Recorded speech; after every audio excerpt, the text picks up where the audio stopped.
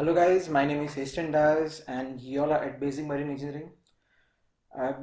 It has been a long time since I've done the video and today I thought of doing a video on queries. Actually this video is all about very deep queries.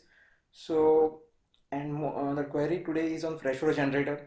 So if anyone has doesn't understand how the freshwater generator works, so better you go and watch a you go through your books and study how a freshwater generator works, so you can go and see my video which might be down in the links, or you can just check anyone else's video how exactly a freshwater generator works. Now before I start my video, I would like to tell all you guys, whoever is at home, whoever is not on ship, please don't go outside and don't try to roam in a group and all. We are in a very bad scenario and we cannot say how the coronavirus is going to hit. We might be the worst hit country, and right now we have to take more and more precautions because our country is not equipped with the number of beds and health facilities which we might require if we happen to go like how Italy is suffering. So please don't move outside. I know many of you might have got a vacation, like, but you might be feeling, might have just come down from ship and you might be feeling like a vacation. Just keep yourself indoors and be safe. So coming back to the topic, as I was telling you, this topic is all about deep queries. So the and before I put the query forth, I would just like to refresh how a freshwater generator works. So normally what we do is we start the ejector pump. Ejector pump will once the ejector pump starts running, it will produce the vacuum. Once the vacuum is produced, we start giving the heating provided through the jacket water. Then evaporation takes place, condensation takes place, and then we start our distillate pump. Now the query was that once the distillate pump starts, the normally what happens is we have the eductor. So eductor has two suction lines. Now one suction line is coming from your brine, which we have to suck all the time because all the salt whichever has been left there has to be removed out. And secondly, the second suction is the one which is actually doing the vacuum generation, which is there right near the condenser, the air line. So both of these suction lines which are coming from the eductor are actually having a non-return valve. So what happens is the query was raised in this manner, like when the distillate pump starts, it will produce so much vacuum that will result the seawater which is flowing through the eductor to come through the airline and come to the distillate line or freshwater line. So because of that reason, the non-return valve is given and the non-return valve will close. That was the the thought provided by the students. 2-3 students had given me that thought, that someone else had explained to them in that way. I don't believe that is the reason why which the non-return valve is given. Distillate pump, as per me, directly doesn't produce any vacuum.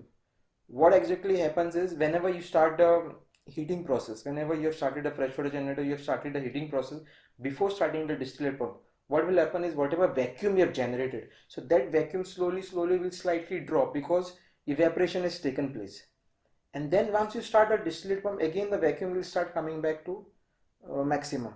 So what happens is distillate pump is just pumping. It's just a centrifugal pump. It's just pumping. So what has happened is the level water starts condensing in that line till the suction of the distillate pump.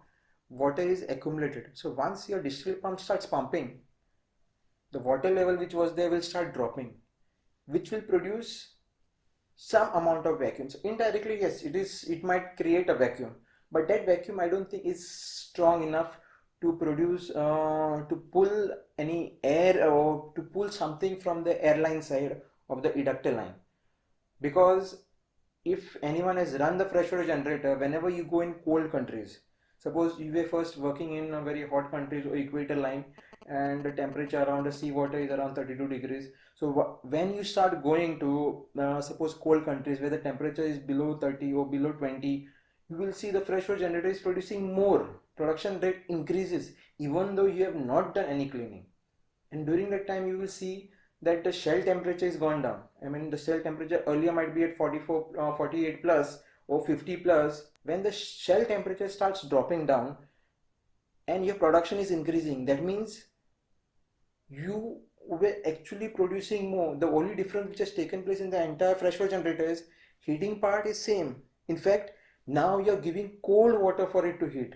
So actually it requires more heating capacity. So we have to assume that when it was in the hotter region also, it was hitting more amount of water. So evaporation was always more actually in the hotter region also, because there the heat supply requirement was less, because you were actually supplying a 30-degree temperature water to be heated up, and not 30 but after condenser normality, so it might be 10-degree higher. I don't remember the exact temperature right now. So anyway, whatever temperature you're supplying now will be cooler, so you require more heat in colder region. What happens is the only difference which has taken place is in the condenser part.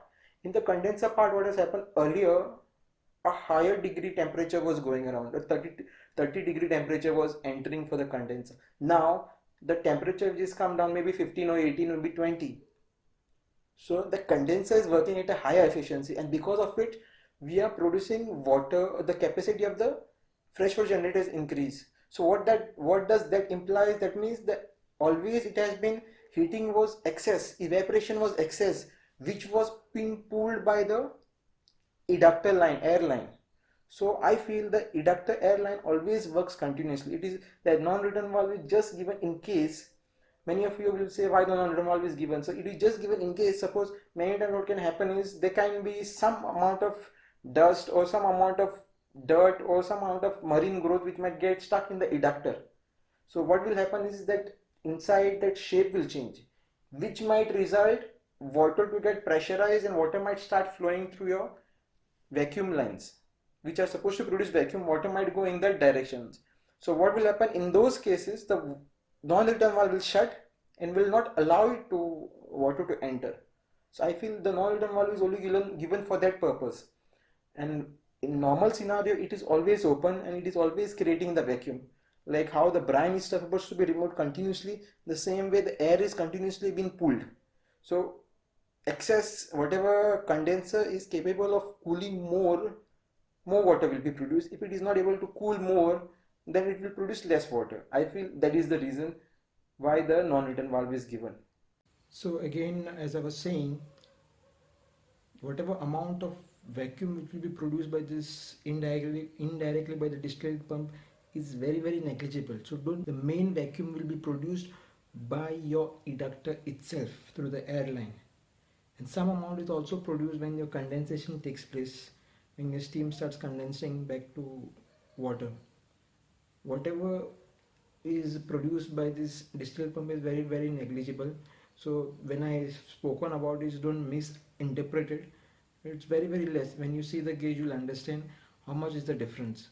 So I hope the doubt which the query which the guy which you guys had about whether the non-return valve will remain open or close after the freshwater generator is started fully, or the distillate pump has started, whether it remains open or closed, you have understood that part. Because I feel the airline will continuously be taking suction all the time, so that line will be completely always open throughout the time, because it's a continuous process. It's not like many people also have the doubt like whether it will be, the distillate pump will be start stop. No, it doesn't start stop, it is running continuously. It is still debatable because you cannot say 100% sure. It might be happening or not happening unless and until you do it and check. I mean, we'll have to install a valve on the airline just before the non-return valve, and once the freshwater generator starts, we'll have to shut the valve and check. That is the best way, but theoretically speaking, I feel it will work in this way. And then model to model it can vary also. Even if you do the test, it might, what understanding I've provided, I feel it is always open, and even the distillate pump is producing indirectly some amount of vacuum. It is not actually enough for the freshwater generator, whatever vacuum it is running at. I feel the both constituents are together doing the vacuum part.